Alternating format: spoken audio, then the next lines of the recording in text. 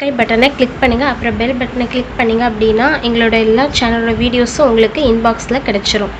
So இன்றைக்கி பப் sleeve எப்படி cut பண்ணி ஸ்டிச் பண்ணலான்னு தான் உங்களுக்கு சொல்லிக் கொடுக்க போகிறோம். ஃபஸ்ட்டு இப்போ நார்மல் ப்ளவுஸோட ஸ்லீவ் எடுத்துக்கிட்டேன். அதோட ஸ்லீவோட லென்த்து ஃபஸ்ட்டு எடுத்துக்கிறேன். எனக்கு 4.5 இருக்குது ஸ்லீவோட லென்த்து. ஸோ இப்போது கிளாத்தை இந்த மாதிரி நம்ம நார்மலாக எப்படி ஸ்லீவை ஃபோல்ட் பண்ணுவோமோ அதே மாதிரி நம்ம வச்சுக்கிறோம். ஃபோல்டட் சைட் நம்மளை பக்கம் இருக்கணும். அதே மாதிரி எடுத்துகிட்டு ஸ்லீவோட லென்த்து ஃபஸ்ட்டு ஸ்லீவோட லென்த் பார்த்திங்க அப்படின்னா எனக்கு 4.5 இருக்குது. ஸோ அதை நான் மார்க் பண்ணிவிட்டு எக்ஸ்ட்ரா ஒரு 1 இன்ச் நான் மார்க் பண்ணியிருக்கேன்.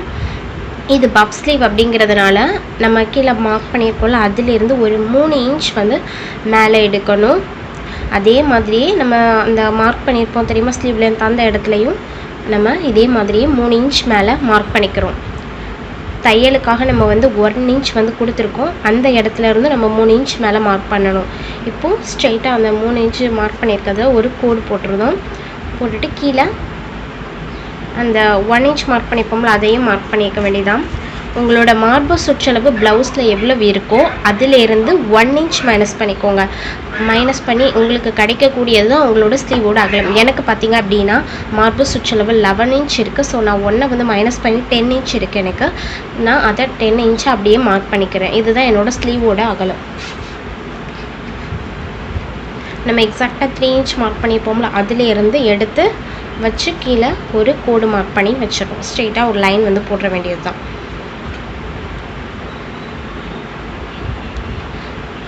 கையோட நம்ம ஸ்லீவோட லென்த் பார்த்திங்க அப்படின்னா 4.5 இருக்குது. அந்த 4.5ல் பாதி எடுத்துக்கிறோம். பாதி எவ்வளவோ அதை எடுத்துக்கோங்க. எனக்கு பார்த்திங்கன்னா 2.25 இருக்குது. இந்த 2.25லேருந்து கீழே நம்ம பப் ஸ்லீவுங்கிறதுக்காக எக்ஸ்ட்ரா 3 இன்ச் எடுத்தோம் தெரியுமா. ஸோ அந்த லென்த்து கூட இதை அந்த இது கூட நம்ம இதை அப்படி ஜாயின் பண்ண போகிறோம். ஸ்ட்ரெயிட் கோடு. இப்போ இந்த 2 கோடுக்கும் மிட் பாயிண்ட் எவ்வளவுன்னு பார்க்கணும். எனக்கு 5.25 இருக்குது. அதை நான் மார்க் பண்ணிக்கிறேன். அதிலேருந்து ஒரு 1/2 இன்ச் மேலே வளைவு கொடுக்கறதுக்காக மார்க் பண்ணியிருக்கேன். இந்த மாதிரி வளைவு கொடுத்துக்க போகிறோம். இப்போ கட் பண்ணி எடுத்துட வேண்டியதான். நம்ம நார்மல் ஸ்லீவ் பேட்டர்ன் தான். ஆனால் எக்ஸ்ட்ரா நம்ம 3 இன்ச் அந்த பஃப் கொடுக்கறதுக்காக நம்ம ஆட் பண்ணுறோம். மற்றபடி எல்லாமே நார்மலாக நம்ம ஸ்லீவ் பேட்டர்ன் எப்படி கட் பண்ணுவோமோ அதே மாதிரி தான்.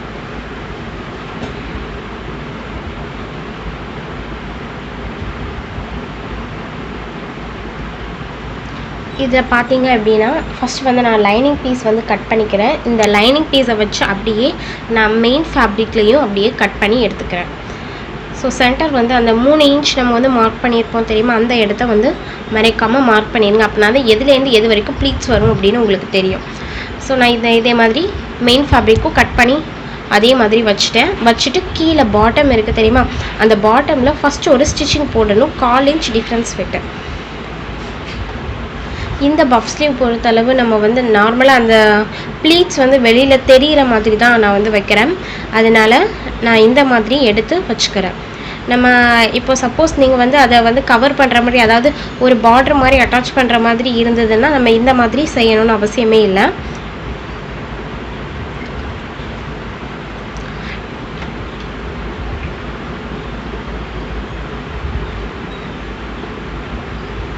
மெயின் ஃபேப்ரிக் 2 ரைட்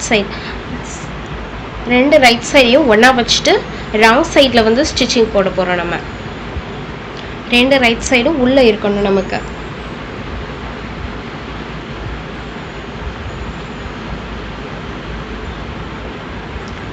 இப்போது அப்படியே நம்ம அந்த பீஸ் இருக்குல்ல அதை அப்படி 2ஆக பிரித்து சென்டரில் விளிம்பு ஓரத்தில் ஸ்டிச் பண்ண போகிறோம். பதிப்படி சொல்லுவோம்ல, அந்த மாதிரி ஸ்டிச் பண்ண போகிறோம். இந்த மாதிரி ஸ்டிச் பண்ணிட்டோம் அப்படின்னா நமக்கு வெளியில் தையல் நம்ம அந்த ஸ்டிச் போட்டிருக்கோம்ல அது தெரியாது. அதுக்காக தான்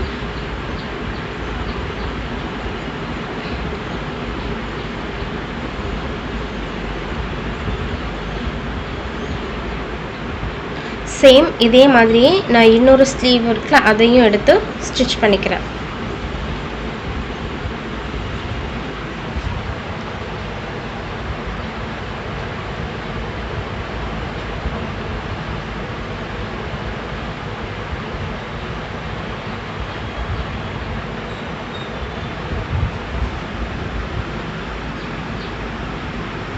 இப்போது 2 சைடும் நான் இதே மாதிரி பதிப்படி அடிச்சிட்டேன். இப்போது இதை வந்து அப்படியே ஃபேப்ரிக்கை திருப்பிட்டு மேலே வந்து 1/4 இன்ச் டிஃப்ரென்ஸ் விட்டு ஒரு ஸ்டிச் போட போகிறோம். அப்படியே இது வந்து நம்ம செய்கிறது எல்லாமே கீழே பாட்டமில் தான்.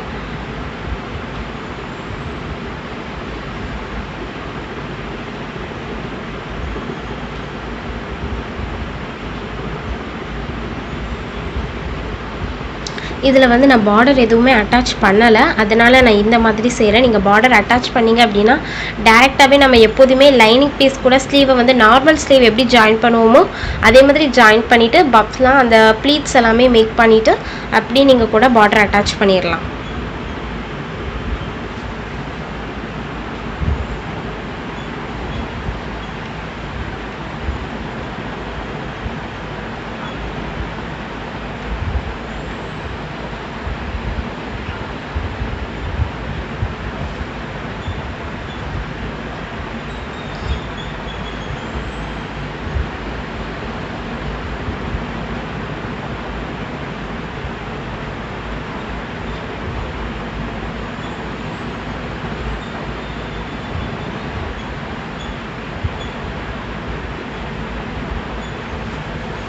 ஸோ இப்போது 2 சைடும் பாட்டம் வந்து தச்சு விட்டாச்சு. இப்போ மேலே நம்ம அந்த ஆம்கோலோட ஜாயின் பண்ணுவோம் தெரியுமா, அந்த இடத்துல நம்ம நார்மலாக ஸ்லீவ் எப்படி வந்து லைனிங் பீஸ் கூட இருக்கும்போது எப்படி வந்து ஜாயின் பண்ணுவோமோ அதே மாதிரி ஸ்டிச் பண்ண வேண்டியதான். மேலே அந்த மாதிரி சைடில் எல்லா பக்கத்துலேயுமே அப்படியே லைனிங் பீஸ் கூட சேர்த்து வந்து ஒரு ஸ்டிச் போட்டுருங்க.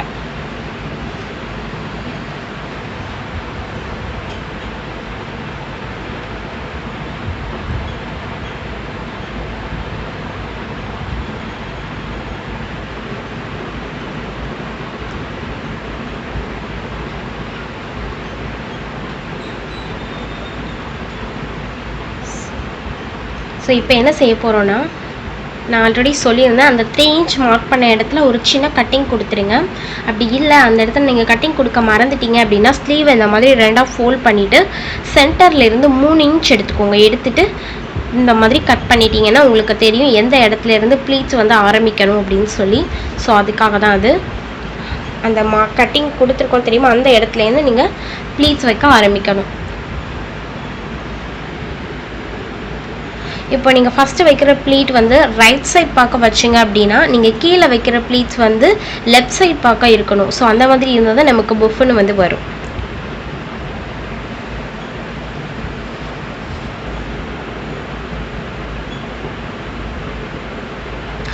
எனக்கு வந்து சின்ன சின்ன ப்ளீட்ஸ் போதும், எனக்கு கொஞ்சமாக ப்ளீட்ஸ் போதும் அப்படிங்கிறதுக்காக நான் 3 இன்ச் கொடுத்துருக்கேன். நீங்கள் இன்னும் கொஞ்சம் பஃப் வந்து இன்னும் கொஞ்சம் அதிகமாக வேணும் அப்படிங்கன்னா 5 இன்ச் வரைக்கும் கூட நீங்கள் எடுத்துக்கலாம். ஸோ உங்களுக்கே பார்த்தீங்கன்னா தெரியும், நான் ஃபஸ்ட்டு வந்து ரைட் சைட் பக்கமாக வச்சுருந்தேன். இப்போ அப்படியே மாற்றி நான் லெஃப்ட் சைடாக அப்படி ப்ளீட்ஸ் வந்து கீழே வச்சுட்டு வரேன்.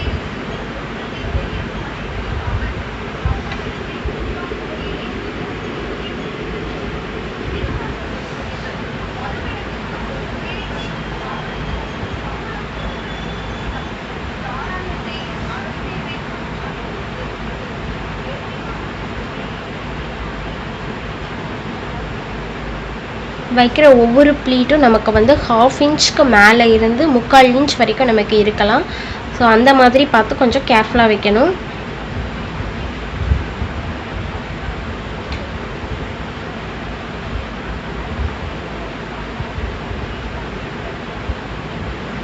ஸோ இப்போ பார்த்தீங்க அப்படின்னா நமக்கு வந்து பஃப் ஸ்லீவ் வந்து ரெடி ஆயிடுச்சு. இதுக்கு கீழே வந்து நம்ம பைப்பிங்லாம் அட்டாச் பண்ணுவோம் தெரியுமா, ஸோ அந்த மாதிரி நம்ம வந்து பார்டர் வேணாலும் நம்ம அட்டாச் பண்ணிக்கலாம்.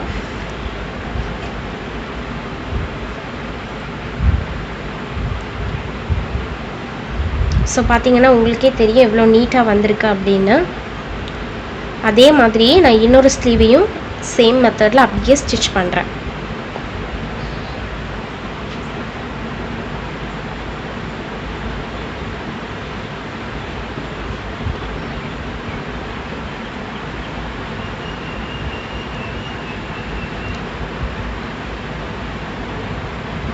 நம்ம கீழே பாட்டமில் வந்து கூட 2 ப்ளீட்ஸ் வேணாலும் எக்ஸ்ட்ரா வச்சுக்கலாம்.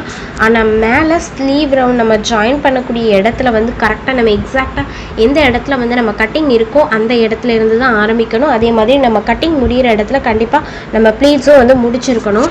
அப்படின்னா தான் நம்ம ஆம்கோலோட அந்த பீஸை வந்து ஜாயின் பண்ணும்போது நமக்கு சரியாக வரும். கீழே பாட்டம் வந்து நமக்கு சின்ன பார்ட் அப்படிங்கிறதுனால நீங்கள் கூட எக்ஸ்ட்ரா கூட 2 ப்ளீட் வச்சுக்கலாம். ஆனால் மேலே கரெக்டாக உங்களோட கட்டிங் எங்கே ஆரம்பிக்குதோ அதுலேருந்து ஆரம்பித்து கட்டிங் முடிகிற இடத்துக்குள்ளேயே கரெக்டாக நீங்கள் ப்ளீட்டை முடிச்சிருங்க. அப்படின்னா தான் உங்களுக்கு ஸ்லீவ் வந்து ப்ளவுஸ் கூடவோ இல்லை சுடிதாரோடோ ஜாயின் பண்ணும்போது உங்களுக்கு சரியாக வரும்.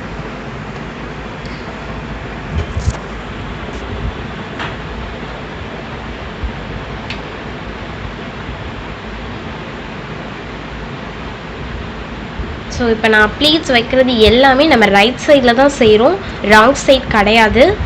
ஸோ அதையும் ஞாபகம் வச்சுக்கோங்க.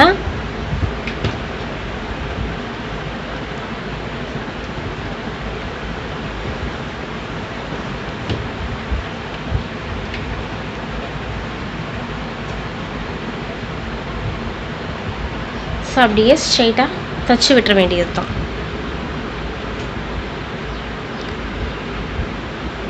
ஸோ இது அப்படியே நார்மலாக நம்ம எப்படி வந்து ஜாயின் பண்ணுவோமோ அதே மாதிரி ப்ளவுஸ் அந்த மாதிரி கூட அப்படியே ஜாயின் பண்ணிட வேண்டியதான். ஆனால் சென்டர் மட்டும் கொஞ்சம் பார்த்து மார்க் பண்ணிவிட்டு அப்படியே நம்ம நார்மல் ஸ்லீவ் பேட்டர்ன் மாதிரி ஜாயின் பண்ணிட வேண்டியது தான். ஸோ இந்த வீடியோ கண்டிப்பாக உங்களுக்கு யூஸ்ஃபுல்லாக இருக்கும் அப்படின்னு நம்புகிறேன். இந்த வீடியோ உங்களுக்கு பிடிச்சதுன்னா லைக் பண்ணுங்கள், ஷேர் பண்ணுங்கள். ஏதாவது டவுட் இருந்ததுன்னா கமெண்ட் பண்ணுங்கள். அதுக்கு முன்னாடி மறக்காமல் எங்கள் சேனலில் சப்ஸ்கிரைப் பண்ணுங்கள். எங்கள் FB பேஜை ஃபாலோ பண்ணுங்கள். எங்கள் வெப்சைட் ID onlinetailoringvideos.com. நன்றி.